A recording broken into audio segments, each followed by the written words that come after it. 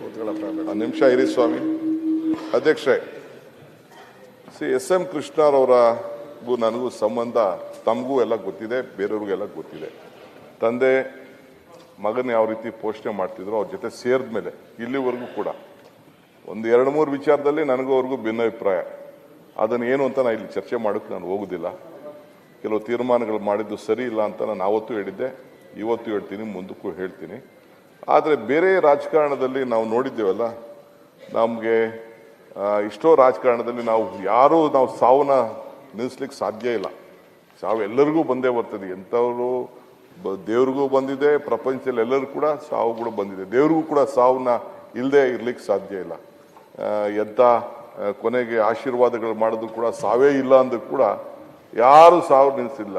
ಒಂದು ಕಡೆ ಬೇಕಾದಷ್ಟು ಪುರಾಣಗಳು ನಾವು ನೋಡಿದ್ದೇವೆ. ಹಾಗೆ ಇವತ್ತು ಆ ಬದುಕಿನಲ್ಲಿ ವಿವೇಕಾನಂದರು ಒಂದು ಕಡೆ ಒಂದು ಮಾತಾಡ್ತಾರೆ, ಸಾಧನೆ ಇಲ್ಲದೆ ಸತ್ತರಿಗೆ ಸಾವಿಗೆ ಅವಮಾನ, ಆದರ್ಶ ಇಲ್ಲದೆ ಬದುಕಿದರೆ ಬದುಕಿ ಅವಮಾನ ಎಂದು ಸ್ವಾಮಿ ವಿವೇಕಾನಂದರು ಹೇಳಿದರು. ಹಂಗೆ ಇವತ್ತು ಬಹಳ ಆದರ್ಶವನ್ನ ನಮಗೆಲ್ಲ ಬಿಟ್ಟು ಹೋಗಿದ್ದಾರೆ. ಅವರು ಏನು ಮಾಡಿದ್ರು ಅನ್ನೋದು ದೊಡ್ಡ ಬಹುಶಃ ಎಲ್ಲ ನನ್ನ ಸ್ನೇಹಿತರುಗಳು ಚರ್ಚೆ ಮಾಡಿದ್ದಾರೆ. ಅವರ ಕಾಲದಲ್ಲಿ ನಾನು ಮದ್ದೂರಲ್ಲಿ ಇದ್ರು, ಮದ್ದೂರಲ್ಲಿ ಇಂಡಸ್ಟ್ರೀಸ್ ಮಾಡಿದ್ರು, ಆಗದ ಕಾಲದಲ್ಲಿ ದೇವರಾಜರ ಕಾಲದಲ್ಲಿ, ಅದನ್ನೆಲ್ಲ ನಾನು ಹೇಳಕ್ಕೆ ಹೋಗಲ್ಲ. ಆ 5 ವರ್ಷ ಅವ್ರ ರಾಜಕೀಯ ಸೋತ ಮೇಲೆ, ಮದ್ದೂರಿನಲ್ಲಿ ಅಸೆಂಬ್ಲಿ ಸೋತ ಮೇಲೆ ಅವರು ಡೆಪ್ಟಿ ಚೀಫ್ ಮಿನಿಸ್ಟರ್ ಆಗಿದ್ಕೊಂಡು, ಇರಿಗೇಷನ್ ಮಿನಿಸ್ಟರ್ ಆಗಿ, ಅವರು ಪವರ್ ಮಿನಿಸ್ಟರ್ ಆಗಿದ್ಕೊಂಡು ಮಹೇಶ್ವರ ಮೇಲೆ ಅವರು ಚುನಾವಣೆಯಲ್ಲಿ ಸೋತ ನಂತರ ಮತ್ತೆ ನಂದು ಅವ್ರದ್ದು ರಾಜಕಾರಣದ ಬದುಕು ಒಂದು ಜೊತೆಗೆ ಹೋಗಿ ರಾಜ್ಯಸಭಾ ಮೆಂಬರು, ಸಿಟ್ಟಿಂಗ್ ಮೆಂಬರ್ ಇದ್ದಂಥ ಜಿ.ವೈ. ಕೃಷ್ಣನ ತಪ್ಪಿಸ್ಬೇಕಾದ್ರೆ ಇಲ್ಲೇ ಜಯಚಂದ್ರ ಇದ್ದಾರೆ, ಅವ್ರಿಗೆ ಜಿಲ್ಲಾ ಪಂಚಾಯತಿ ಇದನ್ನ ರಾಜ್ಯಸಭಾ ಮೆಂಬರ್ ಮಾಡಬೇಕು ಅಂತ ನನ್ನನ್ನು ಕಳಿಸ್ಕೊಟ್ರು. ನಾನು ಜಯಚಂದ್ರ ಇಬ್ಬರು ಹೋಗಿ ನರಸಿಂಹರಾಯರನ್ನ ಭೇಟಿ ಮಾಡಿದ್ರು. ಇಬ್ಬರು ಹೋಗಿ ನಾನು ಹೇಳಿದೆ ನರಸಿಂಹರಾಯರಿಗೆ, ನೀವು ಎಸ್ ಎಂ ಕೃಷ್ಣರವ್ರಿಗೆ ಟಿಕೆಟ್ ಕೊಟ್ಟರು ಮಾತ್ರ ನಾವು ಓಟ್ ಹಾಕ್ತೀವಿ, ನಾನು ಇಂಡಿಪೆಂಡೆಂಟ್ ಮೆಂಬರ್, ನನಗೆ ಕಾಂಗ್ರೆಸ್ ಪಾರ್ಟಿ ಅವ್ರು ಟಿಕೆಟ್ ಕೊಟ್ಟಿರಲಿಲ್ಲ ಕೆಲವು ಪೊಲಿಟಿಕಲ್ ಡಿಫ್ರೆನ್ಸಿಂದ. ಸೊ ನಾನು ಇಂಡಿಪೆಂಡೆಂಟ್ ಆಗಿ ನಿಲ್ಬೇಕಾದಂಥ ಒಂದು ಪರಿಸ್ಥಿತಿ ಬಂತು. ನಾನು ಕಾಂಗ್ರೆಸ್ ಪಾರ್ಟಿಲಿ ನಿಂತ್ಕೊಂಡೆ, ರೆಬೆಲ್ ಕಾಂಗ್ರೆಸ್ ಆಗಿ ನಿಂತ್ಕೊಂಡು ಚುನಾವಣೆ ಗೆದ್ದೆ. ಒಂದು 5 ಜನ ಗುಂಪು ಮಾಡ್ಕೊಂಡಿದ್ದೆ. ನನಗೆ ಇದನ್ನೆಲ್ಲ ತಲೆಯಲ್ಲಿತ್ತು, ನನಗೆ ಗುಂಪು ಮಾಡ್ಕೊಂಡಿದ್ದೆ. ಕಾಂಗ್ರೆಸ್ ಪಾರ್ಟಿಗೆ 36 ಸೀಟ್ ಮಾತ್ರ ಅವತ್ತಿನ ಕಾಲದಲ್ಲಿ ಇತ್ತು. ಇದಂಥ ಸಂದರ್ಭದಲ್ಲಿ ಕೊನೆಗೆ ಯಾವುದೋ ಸಂದರ್ಭದಲ್ಲಿ ಹೋಗಿ ನರಸಿಂಹರಾಯರನ್ನ ಭೇಟಿ ಮಾಡಬೇಕು ಅಂತ ಒಬ್ಬರು ರಾಜ್ಯಸಭಾ ಮೆಂಬರ್ ಆವತ್ತಿನ ಕಾಲದಲ್ಲಿ ನಮ್ಮನ್ನ ಕರ್ಕೊಂಡು ಹೋದ್ರು. ನಾನು ಜಯಚಂದ್ರ ಇಬ್ಬರು ಹೋದಾಗ ನರಸಿಂಹರಾಯರು ನನಗೆ, ನೀವು ನಮ್ಮ ಕಾಂಗ್ರೆಸ್ ಪಾರ್ಟಿಗೆ ಓಟ್ ಹಾಕಬೇಕು ಅಂತ ಕೇಳಿದ್ರು. ನಾನು ಓಟ್ ಹಾಕೋದಿಲ್ಲ ಸ್ವಾಮಿ ಅಂದೆ ಪ್ರೈಮ್ ಮಿನಿಸ್ಟರ್ಗೆ. ಯಾಕೆ? ನೀವು ಎಸ್ ಎಂ ಕೃಷ್ಣ ಅವ್ರು ಕೊಟ್ಟರು ಮಾತ್ರ ನಾವು ಓಟ್ ಹಾಕ್ತೀವಿ, ಇಲ್ಲ ನಾವು ಓಟ್ ಹಾಕೋದಿಲ್ಲ ಅಂತ ಹೇಳಿದೆ. ಹೆಂಗೆ ನಾನು ಸಿಟ್ಟಿಂಗ್ ಮಿನಿಸ್ಟರ್ ಇದ್ದಾರೆ ಜಿ.ವೈ. ಕೃಷ್ಣನು, ನಾನು ಹೆಂಗೆ ಇದು ತಪ್ಸಕ್ಕಾಗ್ತದೆ ಅಂತ ಹೇಳಿದ್ರು. ನೀವು ಏನಾದ್ರು ಮಾಡ್ಕೊಳ್ಳಿ ಸ್ವಾಮಿ ಅಂತ ಅಂದೆ.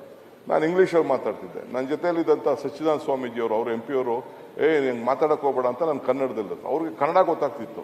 ಅವ್ರು ಹೇಳಿದ್ರು ಕನ್ನಡ ಗೊತ್ತು, ಇಲ್ಲ ಬಾಬು ಮಾತಾಡಲಿ, ಯು ಸ್ಪೀಕ್ ಬಾಬು, ಇವು ಮಾತಾಡಲಿ ಬಿಡು ಅಂತ ತೆಲುಗುಲಿ ಅವ್ರಿಗೆ ಹೇಳಿದ್ರು. ಅವರು ಹೇಳಿದ ತಕ್ಷಣ ನಾನು ಹೇಳಿದೆ, ನೀವು ಕೊಟ್ಟರೆ ಕೃಷ್ಣ ಅವ್ರು ಕೊಟ್ಟರೆ ಓಟ್ ಹಾಕ್ತೀವಿ ನಾವು 5 ಜನ, ಇಲ್ಲ ಅಂದ್ರೆ ನಾವು ಓಟ್ ಹಾಕೋದಿಲ್ಲ ಅಂದ್ಬಿಟ್ಟು ಕೊನೆಗೆ ಬಂದು ಆಮೇಲೆ ಒಬ್ಬ ಸಿಟ್ಟಿಂಗ್ ಮಿನಿಸ್ಟ್ರನ್ನ ತಪ್ಪಿಸಿ ಸಿಟ್ಟಿಂಗ್ ಮಿನಿಸ್ಟರ್ ತಪ್ಪಿಸಿ ಕೊನೆಗೆ ಕೃಷ್ಣ ಅವ್ರು ಕೊಟ್ಟರು. ಅವ್ರು ರಾಜ್ಯಸಭಾ ಮೆಂಬರ್ ಆದರು. ಅದಾದಮೇಲೆ ಪಕ್ಷದ ಅಧ್ಯಕ್ಷರಾಗಿ ಕೆಲಸ ಮಾಡಿದ್ರು, ಆಯ್ಕೆ ಆಯಿತು. ಪಕ್ಷದ ಅಧ್ಯಕ್ಷರಿಗೂ ಪಾಪ ಧರಮ್ ಸಿಂಗ್ ಇದ್ದರು, ನಾನು ಅವ್ರ ಜೊತೆ ಜನರಲ್ ಸೆಕ್ರೆಟರಿ.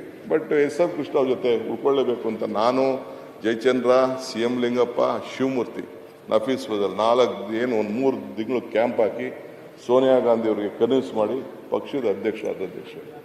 ಒಂದು ದೊಡ್ಡ ಘಟನೆ ಇವತ್ತು ನಾನು ಹೇಳಲೇಬೇಕಾಗ್ತದೆ. ಅಧ್ಯಕ್ಷರಾದರು, ಕೊನೆಗೆ ಪಾಂಚಜನ್ಯ ಮಾಡಿದವು. ಪಾಂಚಜನ್ಯ ಮುಗಿದ್ಮೇಲೆ ನಮ್ಮ ಸರ್ಕಾರನೂ ಬಂತು, ಎಲ್ಲ ಆಯಿತು. ಅದಾದಮೇಲೆ ಮಂತ್ರಿಮಂಡಲ ಮಾಡಬೇಕಾಯ್ತು. ಮಂತ್ರಿಮಂಡಲ ನಡೀತು. ಮಂತ್ರಿಮಂಡಲ ನಡೆದ ತಕ್ಷಣ ಕೊನೆಗೆ ನಾನೇ ಎಲ್ಲರಿಗೂ ಯಾರು ಮಂತ್ರಿ ಮಾಡಬೇಕು ಅಂತ ನಾನು ಬರೆದಿದ್ದೀನಿ ಅಂತ ಲಿಸ್ಟಲ್ಲಿ ನಾನು ಅವ್ರು ಕೂತ್ಕೊಂಡೆ ಮಂತ್ರಿಮಂಡಲನ ಬರೆದಿದ್ದೀವಿ. ಎತ್ಕೊಂಡೋಗಿ ಪ್ರೆಸೆಂಟೇಷನ್ ಮಾಡಿದ್ರು ಗೌರ್ಮೆಂಟ್ ಇದಕ್ಕೆ, ಹೈಕಮಾಂಡ್ಗೆ ಮಾಡಿದ್ರೆ ಕೊನೆಗೆ ಫೈನಲ್ ಲಿಸ್ಟ್ ಈಚೆ ಬಂದು ಗವರ್ನರ್ಗೆ ಹೋದಾಗ ನಾನು ಇಲ್ಲ, ಜಯಚಂದ್ರನೂ ಇಲ್ಲ, ಇಬ್ರು ಇಲ್ಲ, ಬರೀ 9 ಜನ ಮಂತ್ರಿ ಎಸ್ ಎಂ ಕೃಷ್ಣ ಗೌರ್ಮೆಂಟಲ್ಲಿ. ಆಮೇಲೆ ಒಳ್ಳೆ ಕಥೆ ಆಯ್ತಲ್ಲ ಅಂತ ಅಂದ್ಬಿಟ್ಟು ಕೊನೆಗೆ ಏನಾಯ್ತು ಅಂತ ಅಂದ್ಬಿಟ್ಟು ಕೊನೆಗೆ ನಾವಿಬ್ರು ಇದ್ರಲ್ಲಿದ್ದೆ. ಮಂತ್ರಿ ಬರೆದವ್ರು ನಾನು ಪೋರ್ಟ್ಫೋಲಿಯೋ ಯಾವ ಕೊಡಬೇಕು ಅಂತ ಬರೆದವ್ರು ನಾನು, ಟೈಪ್ ಮಾಡಿಸೋರು ನಾನು. ಅಲ್ಲಿ ಎತ್ಕೊಂಡೋಗಿ ಕೊಟ್ಟರೆ ನಾವು ಬರೀ 9 ಜನ ತೊಗೊಳೋದು, ಎಲ್ಲ ಜಾತಿಗೆ ಒಂದೊಂದು. ನಮ್ಮ ಜಾತಿಲಿ ಶ್ರೀಕಂಠಯ್ಯ ಅಂತ ಒಬ್ಬರೇ, ಮಿಕ್ಕಿದ್ದು ಯಾರು ಇಲ್ಲ ಅಂತ. ಪೇಪರ್ಲೆಲ್ಲ ನಾನು ಪೊಲಿಟಿಕಲ್ ಸೆಕ್ರೆಟರಿ ಟು CM ಅಂತ ಬರ್ತಾ ಇದ್ದೆ ಪೇಪರ್. ನನಗೆ ಗೊತ್ತಿಲ್ಲ, ಫೋನ್ ಮಾಡ್ತಾರೆ ನನಗೆ. ಆಮೇಲೆ ಒಬ್ಬ ಅಸ್ಟ್ರಾಲಜರ್ ಫೋನ್ ಮಾಡಿದೆ, ಗುರುಗಳೇ, ದ್ವಾರಕನಾಥ್ ಅಂತ ಒಬ್ಬ ಇದ್ದಾರೆ, ಅವ್ರಿಗೆ ಫೋನ್ ಮಾಡಿದೆ. ಅವರು ಲೆಕ್ಕ ಹಾಕ್ಬಿಟ್ಟು ಒದ್ದು ಕಿತ್ಕೋಬೇಕು ಅಂದರು. ನಿನ್ಗೆ ಅಧಿಕಾರ ಬೇಕಾದ್ರೆ ಒದ್ದು ತಗೋಬೇಕು ಅಂತ. ಏನು ಮಾಡೋದು ಅಂತ ಅಂದ್ಬಿಟ್ಟು ಕೊನೆಗೆ ಜಯಚಂದ್ರ ಇದ್ದ ಒಬ್ಬ PA ನನಗೆ ಫೋನ್ ಮಾಡಿದೆ. ಇವತ್ತು ಆ PA ಇಟ್ಕೊಂಡಿದ್ದೀನಿ, ಅವ್ರ ಹತ್ರ ಇದ್ದೋ ನನ್ನ ಹತ್ರ ಸೇರಿಸ್ಕೊಂಡಿದ್ದು. ನಾನು ಒಬ್ಬ PA, ಶ್ರೀಧರ್ ಅಲ್ಲ, ಬೇರೆ ಒಬ್ಬ PA ಇರ್ತಿದ್ರು, ಅವ್ರು PS ಇದ್ರು, ಇಟ್ಕೊಂಡಿದ್ವಿ. ಸೊ ನಾನು ಜಯಚಂದ್ರ ಇಬ್ಬರು ಓದೋ ಬಾಕ್ಲು ಒದ್ದಿದ್ದೆ ನಾನು. ಇವನು ಜಯಚಂದ್ರ ಗಡಗಡ ಅಂತ ನಡುತ್ತಾ ಇದ್ದಾರೆ, ಇಲ್ಲೇ ಕೂತಿದ್ದಾನೆ, ಗಡಗಡ ಅಂತ ನಡುತ್ತಾ ಇದ್ದಾರೆ. ಮಲಗಿದ್ದವ್ರು ಎದ್ದು ಬಂದರು, ಸಾಹೇಬ್ರೆ ನಾವು ಯಾವನು ಇಲ್ಲದೆ ಹೋದಾಗ ನಿಮ್ಮ ಜೊತೆ ಇದ್ದೀವಿ, ರಾಜ್ಯಸಭಾ ಮೆಂಬರ್ ಮಾಡಿದ್ದೀವಿ, ನಮ್ಮದು ಋಣ ಇದೆ, ನಿಮ್ಮ ಅನುಭವ ಇದೆ, ಋಣ ಇದೆ. ನಿಮ್ಮನ್ನ PCC ಪ್ರೆಸಿಡೆಂಟ್ ಮಾಡಿದ್ದೀವಿ, ನಿಮ್ಮನ್ನ ಚೀಫ್ ಮಿನಿಸ್ಟರ್ ಮಾಡಿದ್ದೀವಿ. Without me there is no government ಅಂದೆ. Jayachandra, do you agree with my word? You can't take swear in without me. If you want to take swear in only with me. ಇಲ್ಲಾಂದ್ರೆ ಯಾರು ಇಲ್ಲದೆ ಹೋಗ್ಲಿ, ನಾನು ಇರಬೇಕು ಅಂತ ಹೇಳಿದೆ. ಆ ಥರ ನಡೀತು. ಕೊನೆಗೆ ರಾತ್ರಿ ಗವರ್ನರ್ ಸ್ಪೀಕರ್ ಕೊಟ್ಬಿಟ್ಟಿದೆ ಇವ್ರಿಗೆ, ಗವರ್ನರ್ ಹೊರಟೋಗಿದೆ, ಟೈಮ್ ಫಿಕ್ಸ್ ಆಗಿದೆ, ಏನೆಲ್ಲ ಶಾಮಿಯಾನೆಲ್ಲ ಆಗ್ತಾ ಇದ್ದಾರೆ ಅಲ್ಲಿ. ನಥಿಂಗ್ ಡೂಯಿಂಗ್ ಅಂದೆ.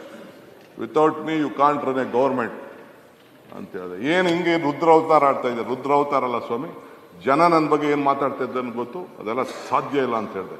ಅದಕ್ಕೆ ಈ ಜಯಚಂದ್ರ ಸಾಕ್ಷಿ. ಸೊ ಆಮೇಲೆ ಕೊನೆಗೆ ಬೆಳಗ್ಗೆ ಆಮೇಲೆ ಮಿಸಸ್ ಕೃಷ್ಣ ಫೋನ್ ಮಾಡಿದ್ರು. ಇಲ್ಲ, ನಿನಗೆ ನಾನು ವಿಚಾರಿಸಿ ನಮ್ಮ ಜೋಯಿಷ್ ಹತ್ರ, ನಿನಗೆ ಟೈಮ್ ಸರಿ ಇಲ್ಲ, ಸ್ವಲ್ಪ ತಾಳ್ಮೆಯಿಂದ ಇರು ಅಂತಾರೆ. ತಿರ್ಗಿ ಅವ್ರ ಮಗಳು ಹೇಳಿದ್ರು, ಅಮ್ಮ ಅದೆಲ್ಲ ಬಿಟ್ಬಿಡಿ, ನಾನು ನನ್ನ ಜ್ಯೋತಿಷ್ ಹತ್ರ ವಿಚಾರಿಸಿದ್ದೀನಿ, ನಾನು ಇವತ್ತು ಮಂತ್ರಿ ಇಲ್ಲ, ನನ್ನ ಮಂತ್ರಿ ಇಲ್ಲ, ನಾನಿಲ್ಲ ಅಂದರೆ ಈ ಸರ್ಕಾರ ಇಲ್ಲ ಅಂತ ಹೇಳಿದೆ. ಕೊನೆಗೆ ಆಯಿತು ಅಂತ ಹೇಳಿ ಕೊನೆಗೆ ಬೆಳಗಿನ ಜಾವ 6 ಗಂಟೆಗೆ, ಬೆಳಗ್ಗೆ 2 ಗಂಟೆಯಿಂದ 6 ಗಂಟೆ ಜಗಳ ಮಾಡಿ ಗವರ್ನರ್ ಫೋನ್ ಮಾಡಿ ಸ್ಟಾಪ್ ಮಾಡಿಸಿ ಸ್ವೇರಿಂಗ್ ಸೆರೆಮನಿನ. ತಿರ್ಗಾ ಹೈಕಮಾಂಡ್ಗೆ ಹೋಗಿ ಹೈಕಮಾಂಡ್ ಹತ್ರ ಮಾತುಕತೆ ಮಾಡಿ ತಿರ್ಗಾ ನಾವೆಲ್ಲ ಸೇರಿ ಮಂತ್ರಿ ಆದೋ. ಹೆಚ್ಚಿನ ವಿಡಿಯೋಗಳಿಗೆ ಪ್ರತಿಧ್ವನಿ ಯೂಟ್ಯೂಬ್ ಚಾನೆಲ್ ಸಬ್ಸ್ಕ್ರೈಬ್ ಮಾಡಿ, ಬೆಲ್ ಐಕಾನ್ ಕ್ಲಿಕ್ ಮಾಡಿ.